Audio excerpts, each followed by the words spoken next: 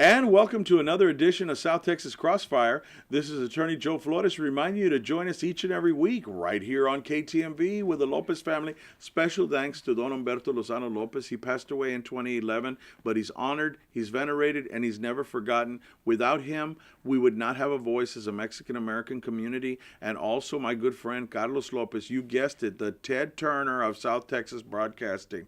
And for everything he does on diabetic awareness, about senior rights, and about educating people on their health, saving their eyesight, preventing amputations, preventing renal failure or kidney failure. So all of these important things. But something that's even more important right now, I have tried, because of this person, this wonderful lady's very difficult schedule sometimes.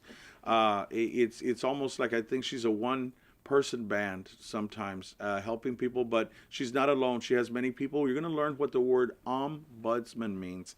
And a very dear friend, somebody who means the world to me and my family, Diana DeLeon, welcome. Thank you, Joe. Thank you. It's an honor to have you on. And first of all, I think a lot of people don't understand the long-term care and ombudsman program. Can you tell our audience what ombudsman means? Because this is a buzzword that we need to know. Ombudsman, Joe, means an advocate for someone that cannot speak for themselves. And when I tell residents and family members, ombudsman, yes, they look at me funny. I tell them, think of I'm your buddy. Ombudsman. Ombudsman. Okay? And an ombudsman, what we do is we're making sure that the residents, the people that live in nursing homes and assisted living facilities are receiving the quality of care and quality of life that they're paying for. Because everyone pays for services. Nothing is free. Okay? And so we go out there. It's not just me, my program. I'm the only paid staff, but my program consists of 30 state certified volunteers that help me because I cover 11 counties. I oversee 36 nursing homes and 16 assisted living facilities. And they're all required to have monthly visits by an ombudsman. And so we go there, we're friendly visitors. We listen to what the residents have to say, the good and the bad. We offer them our opinions and our ideas. And if they have concerns or issues, we try to direct them, show them the protocol, who to address it. And if they see that the outcome is not coming out as they like, then we step in. Okay, we educate them about their rights because when they go into a nursing home, they do not lose their rights. It's just like living out in the community. Of course, the nursing homes and the assisted living facilities, they have regulations that they have to abide by. So we try to educate the residents and the families about the rules and regulations that the facility has to follow as well. Okay, and so we try. If they can't resolve their concerns or issues, then that's where we step in and we advocate on their behalf. Well, and one of the things that I want people out there to know is the important number that Ms. DeLeon, we're going to be putting up on the screen, but sometimes we play this on radio as well, is 1-800-458, and that's 9858. And again, that's 1-800, write it down, and then it's 458-9858. Ombudsmen are not only about the assisted living and the nursing home, but also about your financial rights. If you're afraid of exploitation, and also about confidentiality of records, you have rights when you go in there. Let's zoom in on that. And without giving away names or identities or anything, let's talk about particular cases as far as, in general terms, when would an ombudsman literally help save a life, protect a person from indignity? What sort of situations do you get? And how does the ombudsman get involved to turn that around into a positive outcome? An example would be that there's a resident there that's alert and he or she can see what's going on. And sometimes it could be something that's bad, okay? Maybe a staff is verbally abusing another resident. And so she tries to correct that staff and goes to the administrator and reports that staff person's behavior. Well, he'll be outnumbered. Okay, so next thing we know, he's getting a discharge letter because he has behavioral problems. Okay, or they can't meet his needs. Okay, he'll call the ombudsman. I will go in there and talk to the administrator. we'll have what's called either a resident care plan meeting, a family meeting, and find out, okay, why is this the reason why you're wanting to discharge is because he reported a staff member being verbal abusive to another resident, or Right. is it retaliation? And a lot of time, I'm going to say about 80% of the times, we, the ombudsman, can save that resident from having to leave their home, because it is their home. Okay. And you know, one of the issues there is that what about if they complain and then they get hospitalized? I've heard about this, where they go into the hospital and then they're not readmitted again. Like they're like, this guy's always dropping a dime on us, reporting us, because it's not only the 1-800-458-9858 number that they can call. How about adult protective and everything, you know, as far as the complaints, if they suspect not only verbal, but physical abuse, chemical restraining, can the family member call? Yes, but let me back it up. When a resident leaves for the hospital, Yes. for whatever reason, And it's a common scenario. okay, the facility is supposed to offer a bed hold. Okay, Supposed to. supposed to hold a bed, supposed to offer a bed hold. Okay, that guarantees them when they get out of the hospital, they can come back. Maybe not to that particular room, but to the next available bed. Okay, but a lot of times facilities fail to offer that or wish not to offer that. What are the consequences if they don't have the bed hold? Are they violating? Yes, they're violating the residents' rights because they're supposed to make that offer. Lawyers always say, does this law or these violation of the rules, does it have teeth? In other words, what are the consequences if facilities fail? And I'm not trying to pick on long-term care and assisted living, because I love those. As a nurse practitioner, I would go to places like Lynn Haven back in the day, and then Westwood, great facilities. And I would go, and there's people who genuinely love and care for the elderly. So my hat's off, because it takes a special person to work in long-term care. So I'm not picking on them. But let's look at the situation here. When people start an investigation or the ombudsman goes in there, walk us through a typical receive a complaint at your office, or maybe the 1-800-458-9858 number. Walk us through what happens. Okay, I'll get a call. Usually it's the family member that will call and says, ask me, you know, they're telling me that they're giving my mother her medication, her pain medication. Okay, and my mom is still in pain, and my mom's saying she's not getting a medication. She's, you know, or the medication that they're giving her is not helping. Okay, well, let's go back and count. I'll go back to the facility and question them on that medication. And sometimes what turns out to be is that they were giving her Tylenol Instead of the pain medication. Oh, wow. Okay, it's hard, you know, because a lot of times nurses, LVNs, because I think that, like, to give pain medication, if it's a PRN, right, they have to contact the director of nursing and get the okay, and it takes a long time. Sometimes the resident, you know, is in pain, and so they'll give them the Tylenol instead of the pain medication that's a PRN. So I'll go and talk to the director of nursing, the administrator, and we'll get that matter resolved to where they don't have to be having to call the doctor every time they're going to give the resident that pain medication. In their defense, too, I noticed that a lot of the time they'll say, well, then if we give the pain medication too much, then the person goes into left field, quote unquote, gets confused, high fall potential. You can't really restrain people without a lot of orders and a lot of observation. It used to be, and forgive the term, but they used to call it roping and doping the patient, where they would use restraints. I mean, you know, in the healthcare field, sometimes there can be some callous references, and we would hear that, you know, that they would restrain the person, chemically give them something to calm them down, and then the person's anxiety level would go out the roof because they were restrained. So nowadays things have changed quite a bit.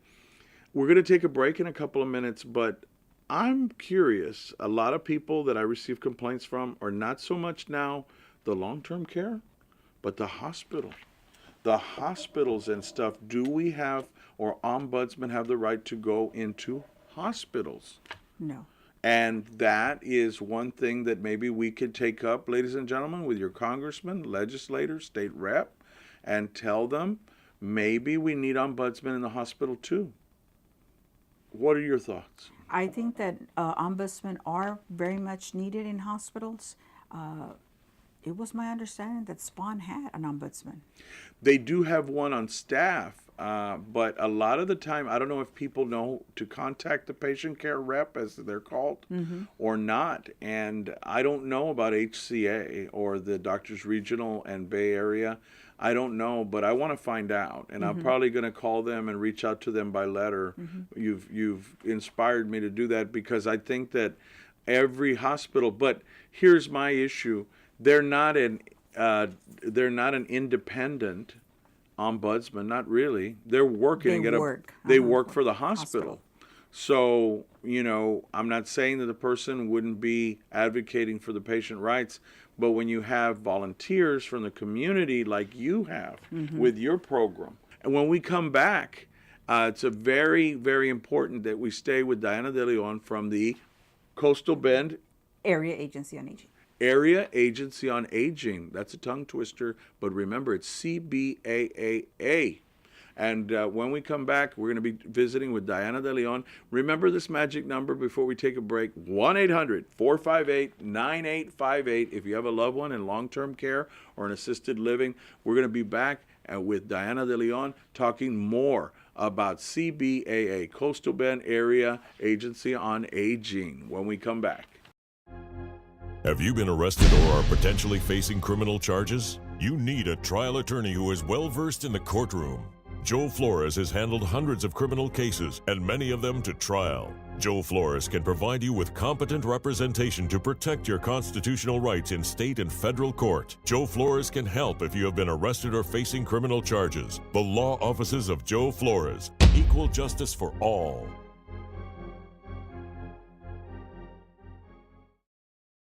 Have you or a loved one suffered a stroke, heart attack, unexplained low blood pressure, or death during dialysis? The FDA has issued warnings and recalled the product Granuflo and Naturalite used in dialysis. At least one national company failed to warn the public that over 900 people had suffered cardiac arrest or death. A condition called metabolic alkalosis developed, which may have caused the harm. Call the law offices of Joe Flores today. With a combined 25 years of experience in the medical field and as a trial lawyer, Joe Flores can help. Call now. Hi, this is attorney and board-certified nurse practitioner Joe Flores on behalf of Vasquez Flores Home Health. Nursing homes have their place, but having care in your own home is very important. Call today for more information. Backed by over 20 years of experience, registered nurse Priscilla Vasquez can answer your questions about home care. Call 881-9922. That's 881-9922 today.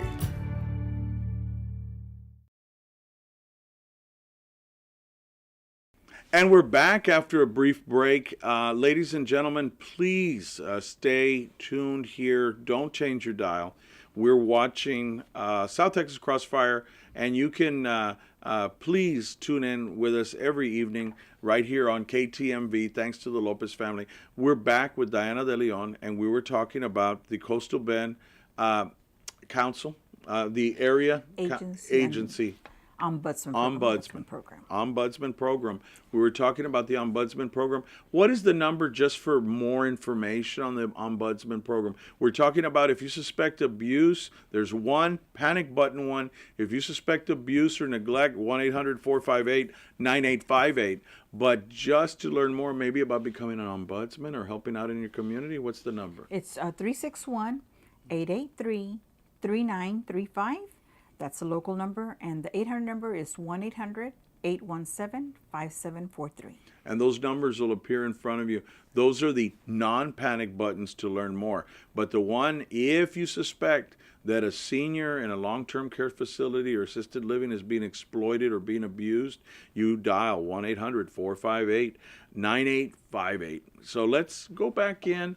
We touched on an area that is very important, and that is about chemical sedation and about psychiatric meds. My understanding, and I don't want to hold you to this, but my understanding was that Senator Chuy Hinojosa, a good friend of ours here at South Texas Crossfire, and others that were on the health committee in Austin are very concerned. We rank like 47 on, I guess, on too much psychiatric medications, which can predispose people to falls and things. I'm not going to quote you on that, but I hear that there's going to be a special meeting October 16th at the Education Center here on Water Street. Yes. And what time do you think that would start? I believe it's from 8:30 to 4:30. And that is, and Senator Chuy Hinojosa, we're going to send and email him a copy of this, and we're also a special invitation for him to know that the community is trying to do something about it. I know Texas is trying to do something about it. Who is sponsoring this educational event on sedation and psychiatric medications for people in long-term care? It's Texas Medical Foundation and the Health and Human Services Commissioner and the DADS, Texas Department of Aging and Disability Services, along with the Ombudsman program.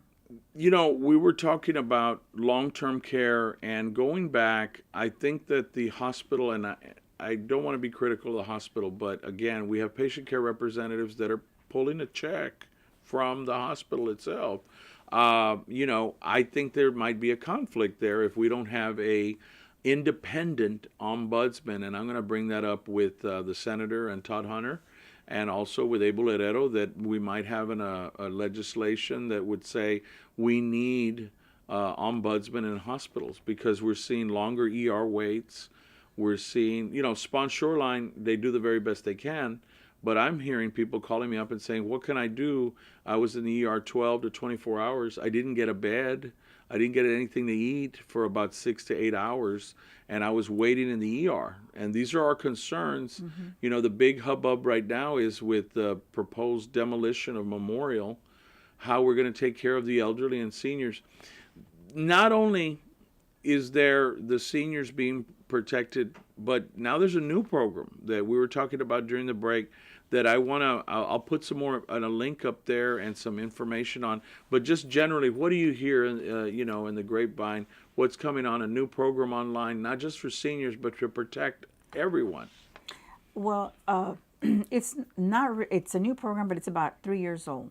It's called the Aging and Disabled Resource Center. Aging and Disabled Resource Center. And it's located at the Council of Governments, 2910 Leopard.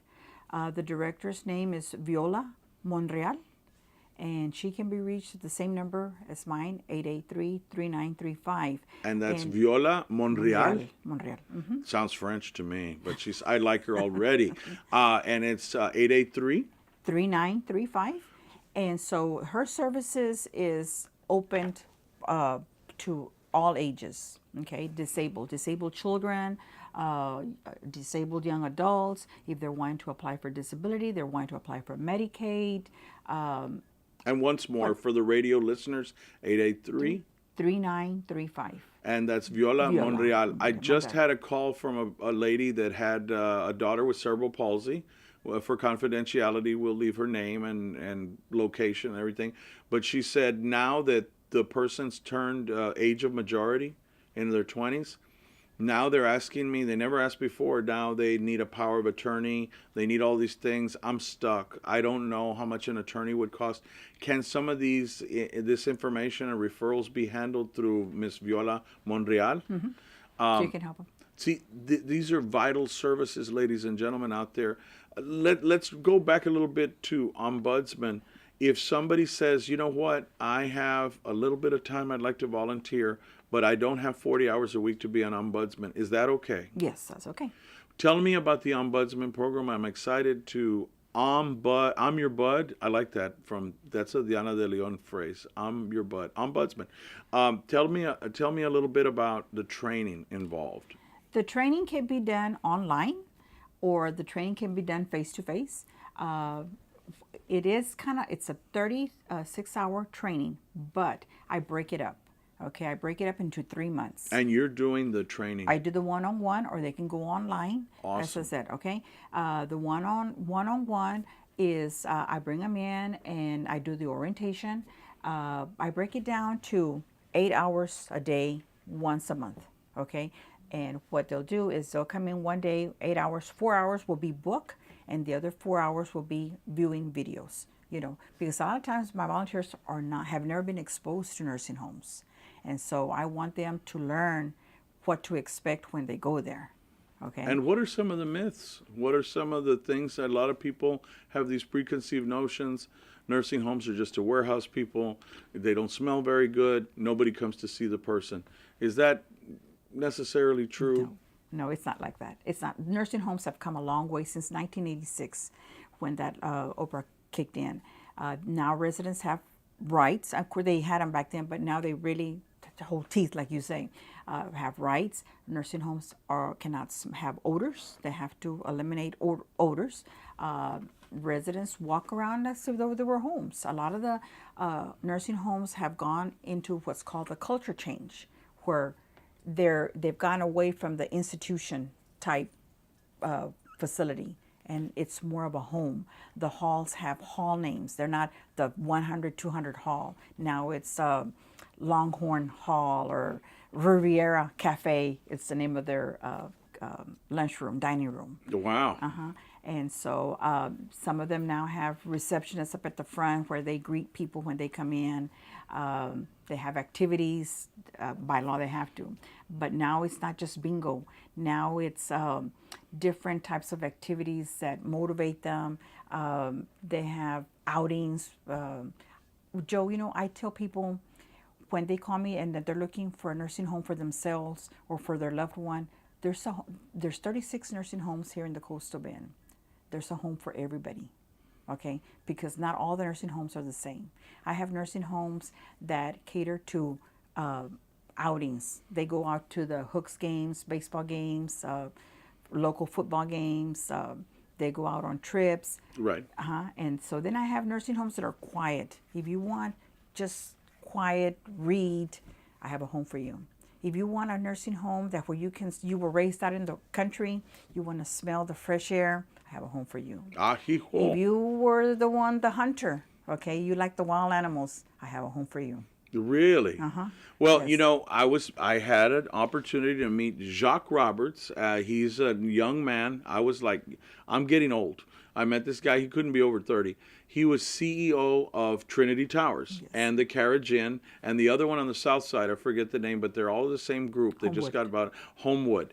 And he was telling me there's a bed for everybody. It's not just the exclusive, you know, but it's the, I guess it would be more economically feasible for some people to have that issue as far as placement. But you said there's a home and a price range for everybody. But the average cost, it can be costly if you're paying out of pocket, correct? Yes. Anywhere from what, $4,000 to $8,000 a month if you're paying out of pocket. 45 on up. But usually Medicare, but what about people under 65 that need help? Medicaid could kick in. But of course, Medicaid is according to resources and income. Right. But there's ways. Okay, there's ways. And that's There's where you Miller's guys choice. can also help if Educate they them. want to call the magic number 883 3935. 883-3935, and also don't forget Viola Monreal, also for people throughout the lifespan, and if you have a child with special needs and throughout the lifespan, and don't forget the Ombudsman program. The other issue that I want to talk about that I'm concerned about is legislation was passed over 10 years ago that limited lawsuits, and I don't necessarily agree with how they did it. They said for non-economic damages, meaning if a lawyer got the wrong leg amputated in the hospital and there was an error, they can sue and get economic damage because they're a wage earner, plus pain, suffering. But a person in a nursing home doesn't work anymore generally, and they don't get that. So what we're seeing is that courthouse doors it's changed. A lot of people, the litigation to sort of right the wrongs, it has closed, but people are looking more at the administrative remedies like yourself to try to say, I don't want this happening to another person again. I mean, when you're looking at that, how many of these complaints, has it gone up? Has it stayed steady over the last decade? or more people calling about complaints to you or that 1-800-458-9858 number? The complaints are coming in, Joe, but the state now really has gotten real strict about the consent, okay? And a lot of residents and family members don't want to rock the boat. Exactly. Okay? And really, when it's, you know, if they give me a complaint, I have to ask them for their consent. And then they'll ask me, is my name going to pop up? Is my mother going to get involved? Well, I'm going to say no, they're supposed to stay discreet. But if it's only happening to her, you know, I understand. she, you know, so they'll back off and say, no, you know what? No, that's okay. That's okay. So then I have to kind of like, They don't want to be blackballed or Right. labeled, and then other nursing homes won't take them. Is that what they're afraid of? no. Or they'll lose their They're bed? afraid of they're afraid of the retaliation that can And happen. retaliation in what form? The staff? The staff, from the staff. That's serious. And you see, and then it's real hard to then to prove, you know, retaliation. Yeah, it's hard. It's, you know, it's difficult. Well, and regulatory gets involved. You know, people that work for regulatory go in there and look at the nursing homes. And often what I've seen is it's, as you said, hard to substantiate abuse. There you go. And they find unsubstantiated, but many of the regulatory people have even told me unsubstantiated doesn't mean that it's not there. It's just hard to prove. Right.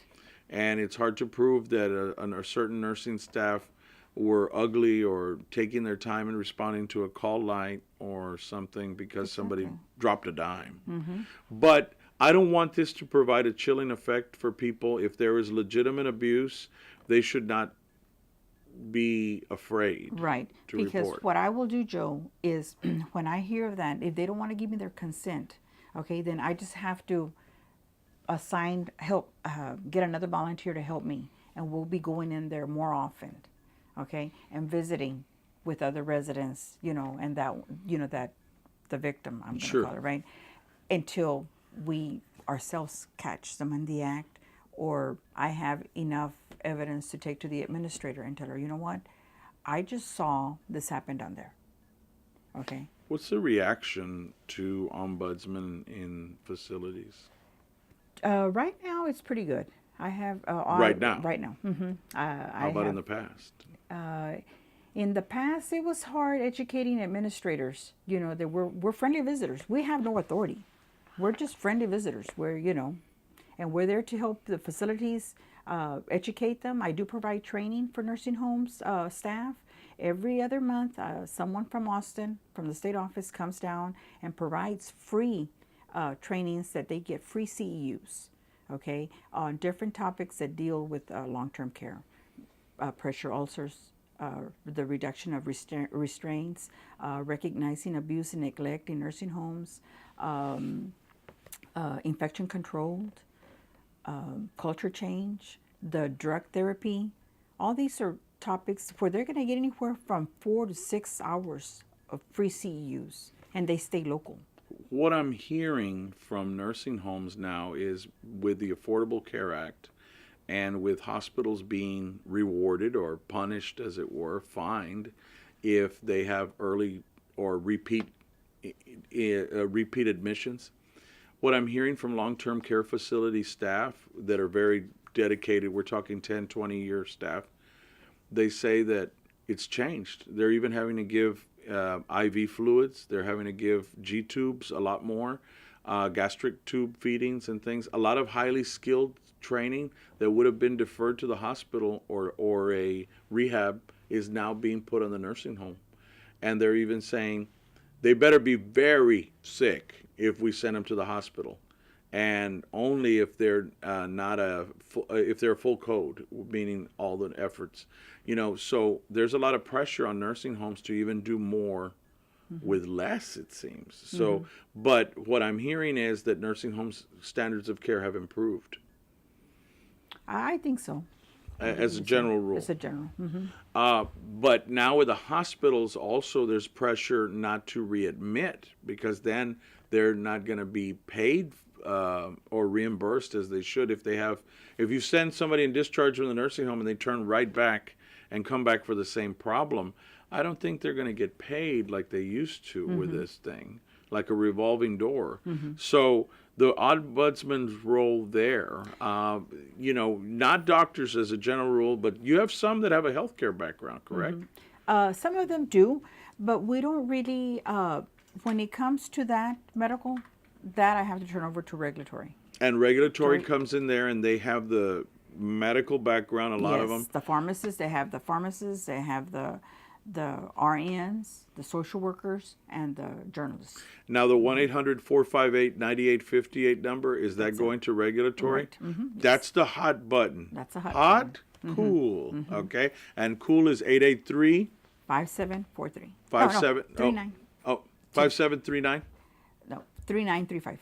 3935. 883-3935. And that's 883-3935. I think we've got a couple of minutes left, but please, the floor is yours. I always say, you're reaching a couple 100,000 viewers. The mic is yours. I talk too much. Please. I talk too much sometimes too, Joe. I wanted to mention the areas that I cover. Absolutely. That's Aransas County, B, Brooks, Duval, Jim Wells, Kennedy Claybird, McMillan, Nueces, Refugio, and San Patricio.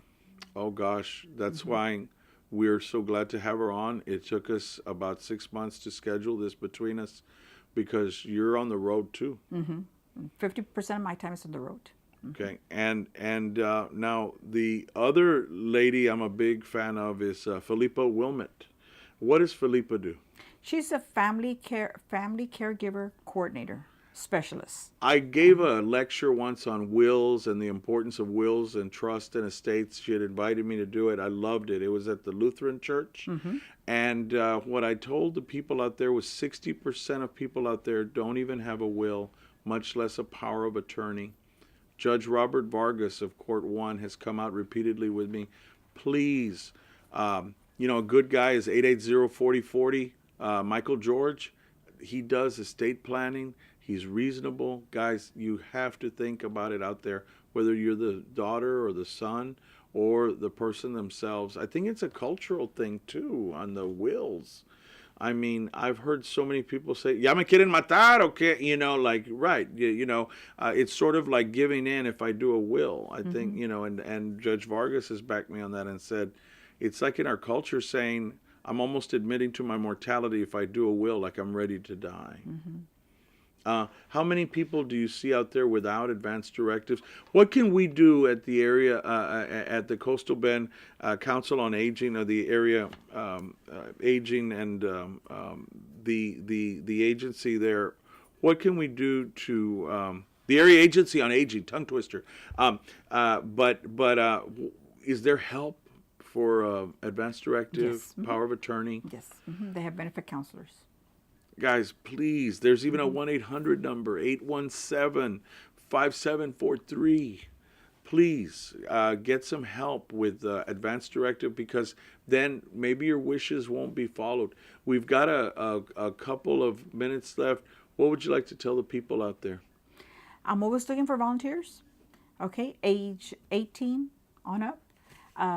And there's no limit on hours that they have to volunteer. It could be anywhere from 2 hours a week to 2 hours a month. You heard her.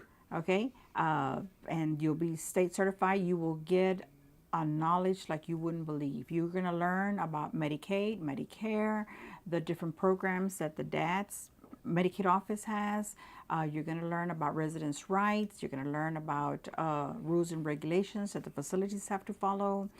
And it'll be ongoing training, okay? It's not just those 36 hours, and don't let that scare you. There's no tests involved, but they're going to really enhance their knowledge. Call me crazy, but I'm going to sign up to be an ombudsman. My mom's watching. We're going to give her a DVD of this, and I'm going to take the training. There is training online, too, Yes. correct? I did the same thing to be a volunteer for hospice. I said, I want to get into the lens or the mind's eye of people that volunteer for hospice. So I want to do the same thing on, and maybe make a whole show on ombudsman and the training and what people go through and bring some people on. When is the, now October 16th is a magic date for the event talking about the chemical restraint or the use of psychotropic medications, and that's going to be at the Education Building right here by Water Street, right down the street from it, and that's going to be October 16th, I think, 8:30 to 4:30. Yes, sir. Senator Hinojosa, we're asking you to also maybe pencil it in or send somebody from your office, and I'll be directly communicating with you. Anything else do we have? I know you brought some pamphlets here with assisted living facility information, protecting client rights. We covered that. What else can we cover? Time has just flown by. Nursing homes are all graded by the state. Okay. Okay. CMS, which is the Center for Medicare and Medicaid Services, they grade them on the stars, 5 stars. Okay, that is a very generic grading, but the state of Texas has what's called quality reporting system. Okay. I got you. And that grade can be anywhere from 100 being real good to I've seen it as low as 15 Ouch. score. Okay. And it's a combination of their annual licensing, their annual survey, complaints called in, incidents that have occurred there at the facility. Look them up. Look them up under the DADS, and it's quality monitoring system. And we're going to be putting that up, but it's DADS. It's www.dads, like dad, plural, dads.state.tx.us. And that's dads, D-A-D-S, state.tx.us. And you can look at that. And remember the panic button in case somebody's being abused or neglected in long-term care or assisted living, 1-800-458-9858. Diana DeLeon with the Coastal Bend Area Agency on Aging. I'm going to practice that. And also, if you want to volunteer, you even have a 1-800 number, 817, and that's 5743. We're out of time, but thank you so much for coming on, Diana, and I hope that we can bring you on again, Diana DeLeon. And thank you all so much. Thank you, and God bless. And we're going to keep this up. If you please volunteer for Ombudsman, if you can, 1-800-817-5743. And contact Miss Diana DeLeon. And also don't forget about the new program with Viola Monreal. And that program is called? Aging and Disability Resource Center. Okay. And there's wonderful, and it's right there, 2710 Leopard. 2910. 2910 Leopard. And that'll be the address up there. So thank you all for joining us on this very important topic. And thank you, Miss DeLeon. Thank you, Joe. All right. Thank you all, and God bless.